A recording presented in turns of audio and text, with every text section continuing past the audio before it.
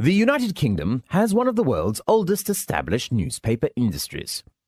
In the late 18th and early 19th century, as the British economy began to industrialise, as literacy levels rose through the introduction of mass education, more and more newspapers began to appear. The Times, which first appeared in 1785, is the United Kingdom's oldest daily newspaper, while the Observer, which is still published every Sunday, began publishing in 1791, making it the world's oldest national newspaper.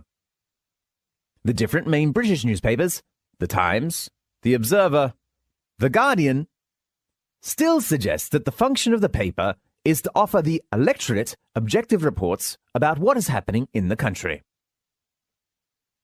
The function of supervising the government is one of the reasons why a free press is considered so important to the functioning of parliamentary democracy.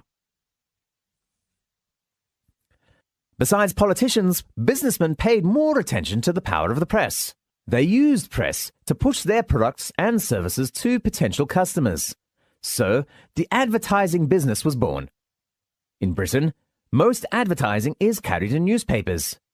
Companies use the press to sell products. People use the press to look for a job or to buy a house. All the British media must follow advertising codes, which ensure that advertisements are legal, honest, and truthful, have a sense of responsibility for consumer and society, and respect the principles of fair competition. British newspaper culture is unusual in the extent to which class and educational differences are reflected in the newspapers people read. In other developed countries like Japan and the United States, newspaper reading is a habit of mainly middle class. However, in Britain, the lower classes are also regular readers. There are more than 1,500 different newspapers which cater for a wide range of political to educational views.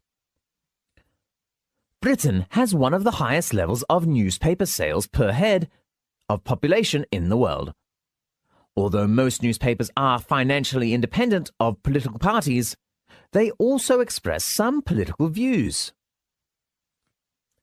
The quality press not only publishes most serious and in-depth articles of particular political and social issues, but also expresses reviews about high culture for readers with well-educated and within the middle class. The most left-wing of these newspapers is The Guardian. You will often hear people on TV or in daily life refer to Guardian readers. This is a kind of shorthand to suggest someone who is left-wing and liberal in their politics, and interested in society and social issues, such as will be soft on crime or quite feminist and interested in green politics.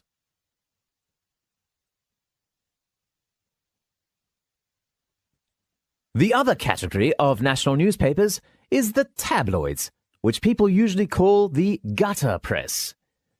It often carries some scandals about famous people, whether in politics, entertainment, or sport, etc. The stories are short, easy to read, and usually rely more on opinion than fact. One feature of the tabloid press, which has become a national institution, is the page 3 girl, a picture each day of pretty, scantily clad young women. The broadcast media, television and radio, are tremendously important to British national life. According to Record, British people spend 4 to 5 hours a day watching TV. Whether you are working, chatting with friends or family, conversations will usually be about programs that were watched the evening before. Even newspapers also carry reviews of programs which are being broadcast. If a person does not participate in television viewing, he or she usually is looked as out. News, entertainment, and sport are British people favourites. However, drama, comedy, and game programs fall in and out of favour. British has 2 long-running soap operas. The oldest and most popular soap show was located in the northern city of Manchester in the 1960s.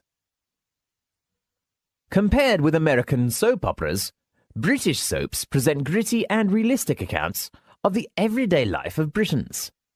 They are of very high quality and are popular abroad, whether in New Zealand or Canada. You can keep up with your favourite characters.